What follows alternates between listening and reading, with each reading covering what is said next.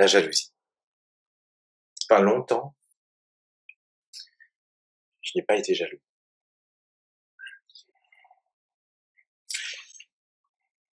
Puis un jour, on rencontre quelqu'un qui nous rend jaloux. Et quelquefois, on est rendu jaloux très tôt dans la vie. Et puis quelquefois, ça arrive assez tard. Moi, ça m'est arrivé assez tard.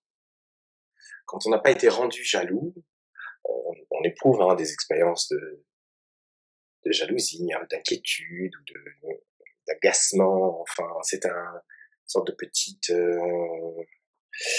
c'est comme un rhume, c'est comme...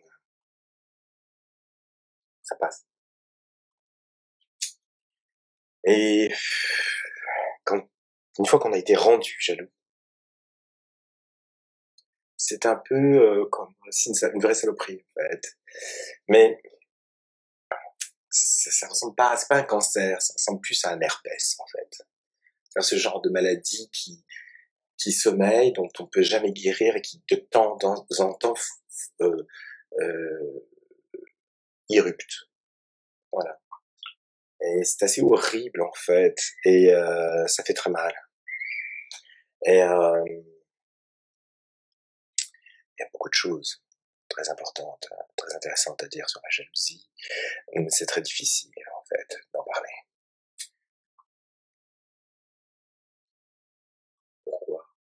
Pourquoi est-ce que c'est aussi difficile? Parce que,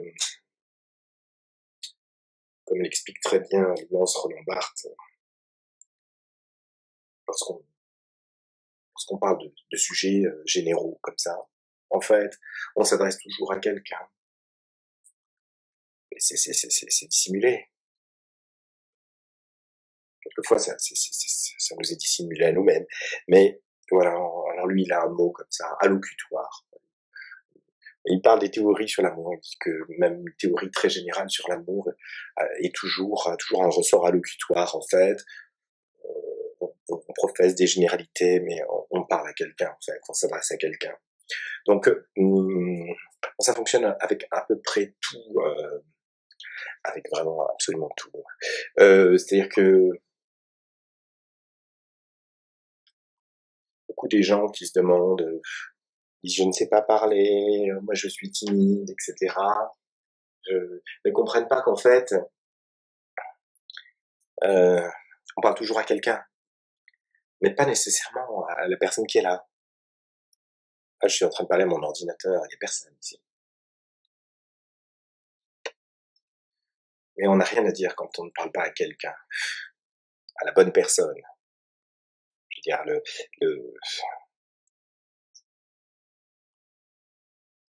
la parole, elle jaillit de nous pour quelqu'un de précis. Cette personne peut changer, en fait. Et du coup, ce qu'on dit change. Mais en tout cas, ça n'a rien à voir avec les personnes présentes. Donc voilà, il faut trouver à qui l'on parle pour avoir quelque chose à dire.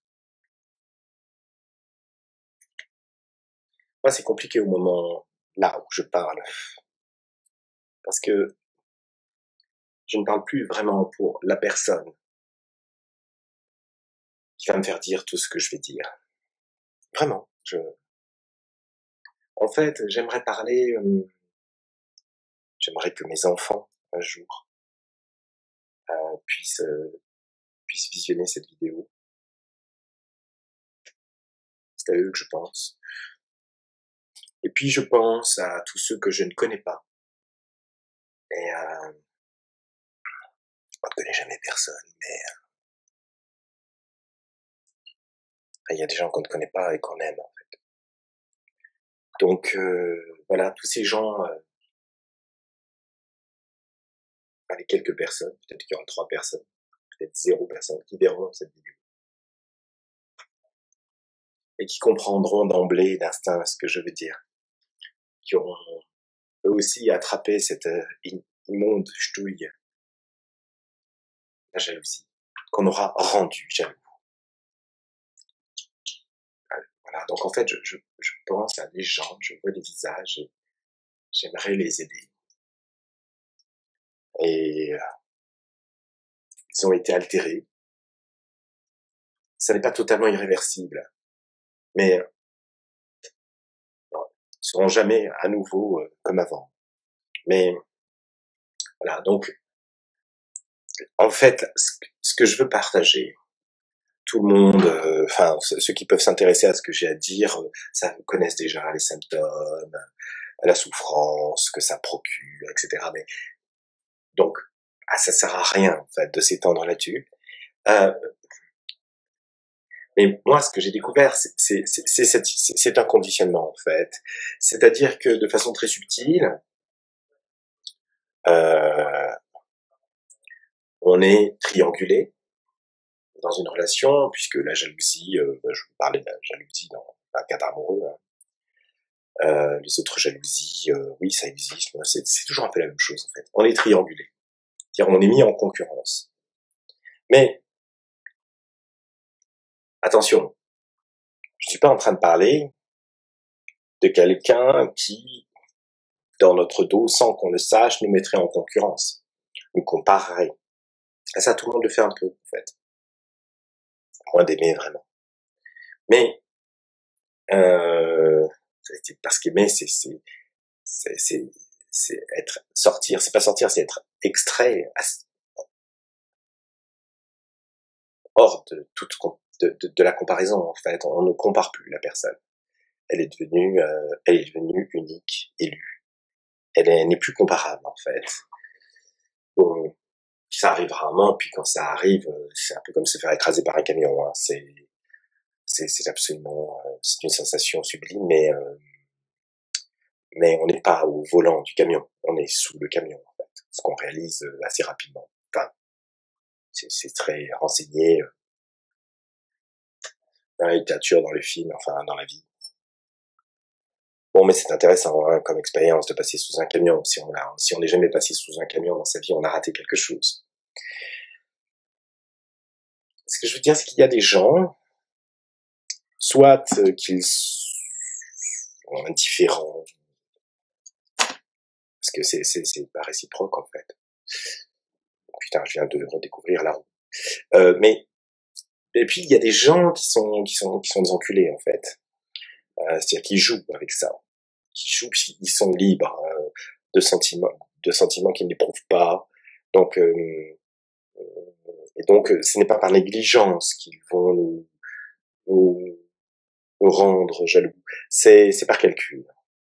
C'est par sensation de toute puissance, jouissance de cette toute puissance, utilitarisme, histoire de nous faire courir et donner, de nous inquiéter, voilà, de se remplir d'une sensation d'importance, étant donné qu'ils mettent quelqu'un d'autre dans un état de fébrilité très fort, nécessairement que ce sont des dieux en fait. Donc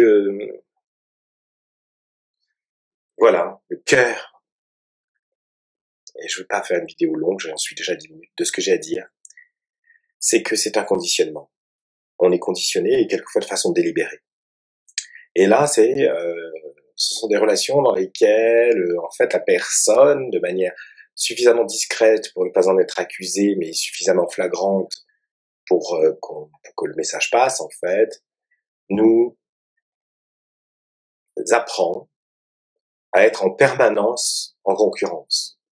Quelquefois, nous le dit, mais ça peut passer par des regards ailleurs, des regards qui sont démonstratifs, en fait. Et voilà, triangulation. Avec aussi des triangulations qui peuvent être déclaratives. Ah, tu fais comme si, mais bidule, je connaissais, faisais ça mieux, en fait. Et un ensemble de petites touches, en fait, qui finissent par nous faire pas comprendre, parce qu'on ne comprend rien d'abord, mais par nous mettre dans un état comme ça, on est sur la sellette en permanence, c'est un examen. C'est un examen, mais qui ne finit jamais, c'est pas une épreuve de 4 heures, ça peut être une épreuve de 4 ans, de 40 ans, on n'a jamais l'examen, on jamais le diplôme, en fait. On ne l'obtient jamais. Le but, en fait, c'est de nous faire courir après le diplôme. Donc, faut se défoncer. Hein. Et quand on a compris, en fait, et qu'on était, voilà, comme le chien de Pavlov, entraîné à ressentir cette sensation, quand on a compris que c'était une démarche délibérée de l'autre, pour nous soumettre, pour nous inquiéter et obtenir ainsi de nous de l'attention et tout ce qui peut tout y avoir, sexe, argent, tout ce que la personne peut prendre en fait. À ce moment-là, on peut guérir, puisque à chaque nouvelle impulsion, à chaque nouvelle provocation, on va identifier en fait la séquence à l'œuvre, enfin l'entreprise à l'œuvre de conditionnement. Donc voilà, ce que j'avais à dire ne concerne pas la jalousie collatérale. Voilà. La jalousie qui est déclenchée par l'inconscience ou la négligence de l'autre. Ce dont moi je veux parler ici, c'est la jalousie structurelle, la jalousie, mais dans la mesure où elle est fabriquée. Car finalement, il est facile de rassurer quelqu'un. Il est facile de ne pas l'inquiéter. On peut même rassurer quelqu'un alors qu'il aurait des raisons de s'inquiéter, mais on le rassure pour qu'il ne souffre pas, en fait.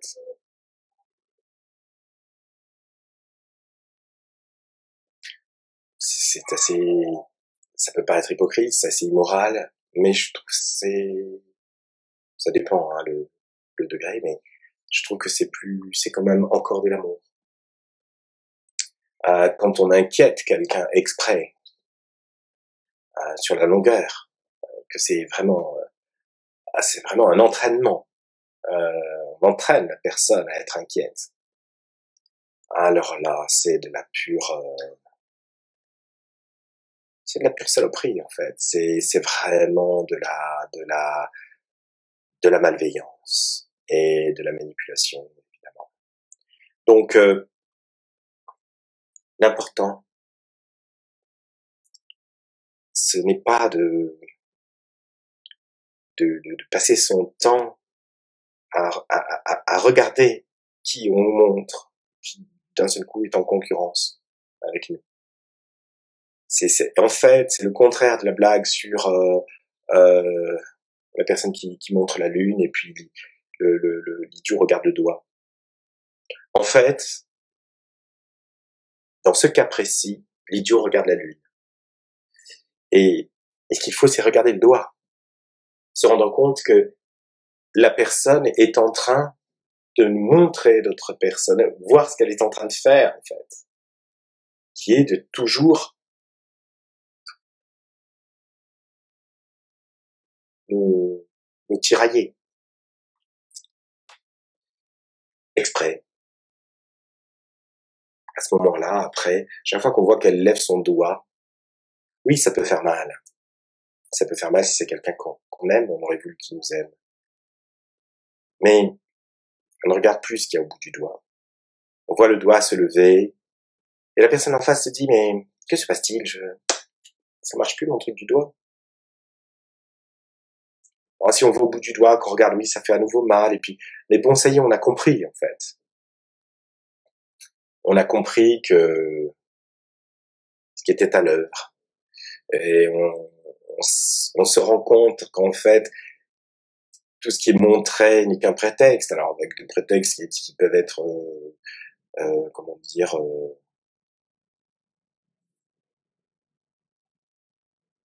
réellement motivant pour la personne qui montre du doigt, quoi, du désir, de l'argent, des comparaisons. Mais ça, ce sont des accidents, en fait. Ce qu'il faut voir, c'est la stratégie générale de cette personne, sa posture, son plan. Et là, donc du coup, on peut comprendre qu'en fait, dans cette relation, on ne peut être que jaloux. Parce que c'est le principe de la relation, en fait. C'est quelqu'un qui veut qu'on soit jaloux. C'est quelqu'un qui veut être aimé sur le mode de la jalousie. Ça lui donne de la valeur. Enfin, ça, c'est la sensation que cette personne a. Bon, ça nous en enlève. Chaque fois que ça lui en donne, ça nous en enlève.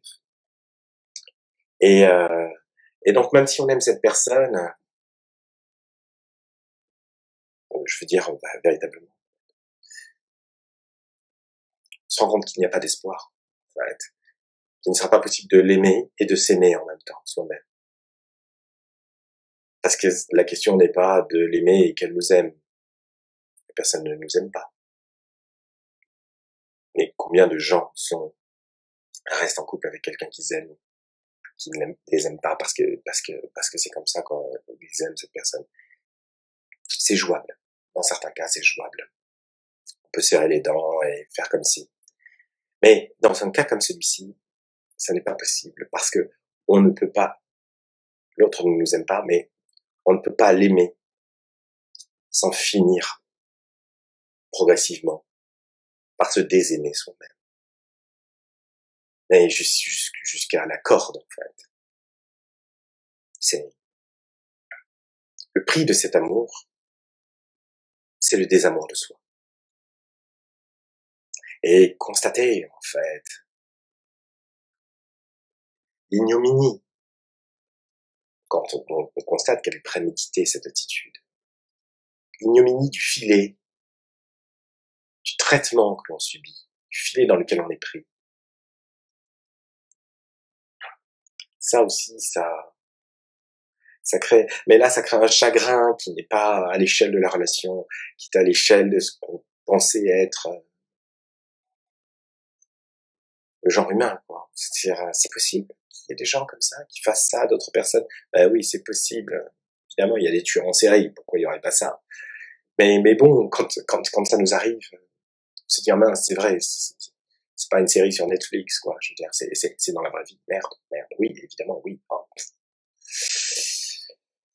Le feu, ça brûle. On le sait tous.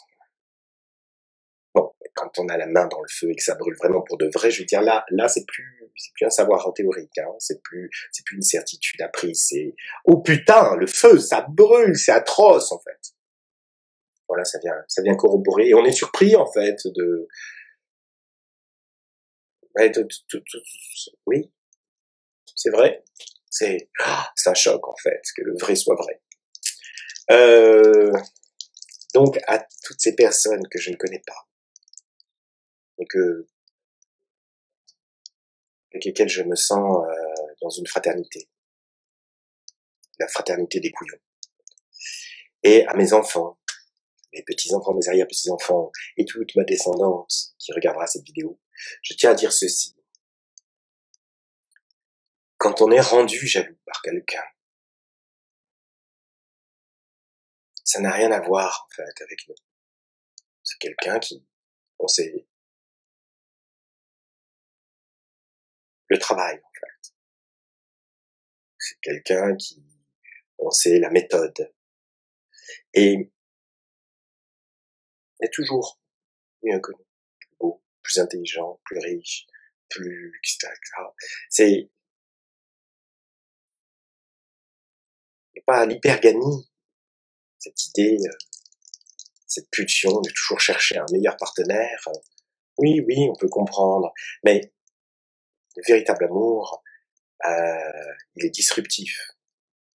Justement, il fait sortir des logiques d'hypergamie. On est dans une sorte d'évidence.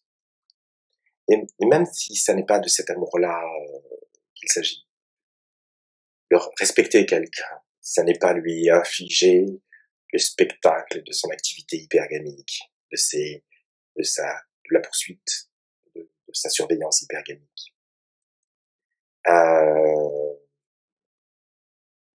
Voilà. Le respect, ça a à voir avec le soin, ça a à voir avec la réassurance, je veux dire, un parent, ça rassure un enfant qui a peur la nuit avant de se coucher. Ça lui raconte une histoire, ça lui donne un doudou, ça lui montre avec la lampe qu'il n'y a pas de monstre sous le lit, ça s'amuse pas à surgir dans la chambre avec un masque en faisant 5 minutes après l'avoir laissé totalement dans le noir, sans veilleuse et sans histoire, sanglotant. Ça, voilà. Et les gens qui font ça, en fait, me procurent des émotions très fortes, qui ont à voir avec la terreur et pas la douceur.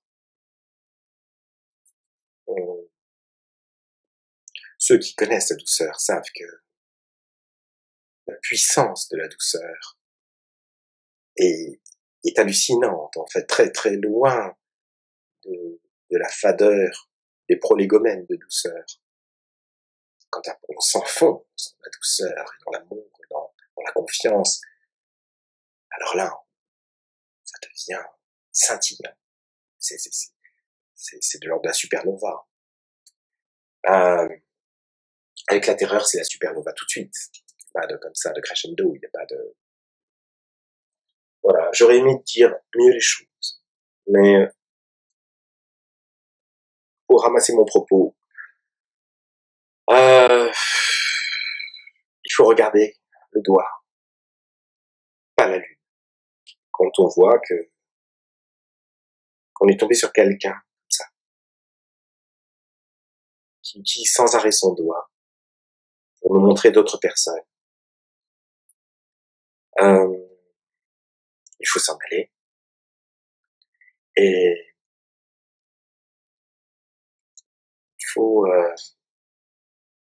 il ne faut plus que voir le doigt, parce que la personne continue, hein. Même après, elle continue. Elle veut faire mal encore après, en fait. Voilà, il faut concentrer son attention sur le bout du doigt. Ne plus jamais aller, ne plus jamais regarder ce qu'il montre, mais voir, en fait, bien regarder cette personne, bien regarder son doigt, bien regarder ses mains, en fait.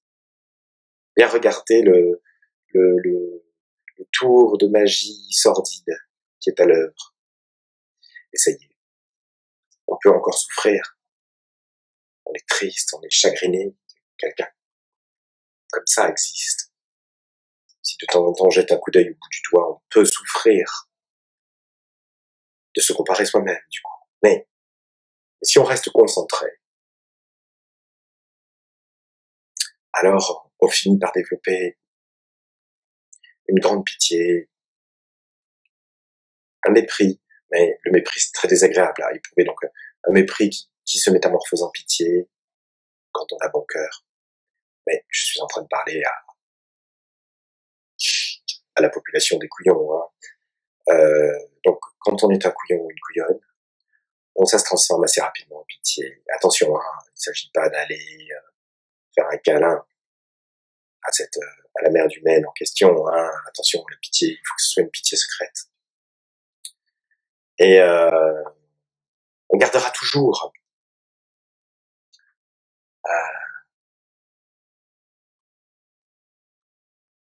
cet écartèlement, le souvenir de cet écartèlement, la trace des cicatrices dans notre aveuglement initial que cet écartèlement a posé en nous. Mais on sera capable maintenant de se dire, ah tiens, cette personne veut que je sois jaloux ou jalouse.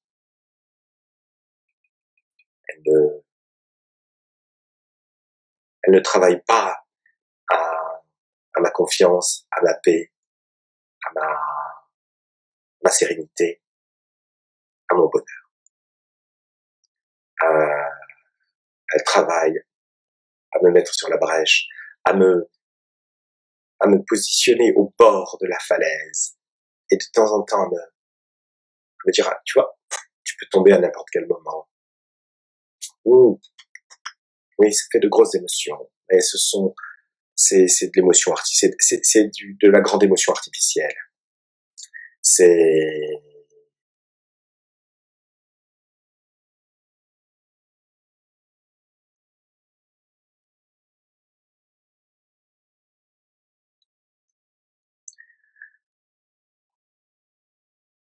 flirter, côtoyer, c'est côtoyer la mort,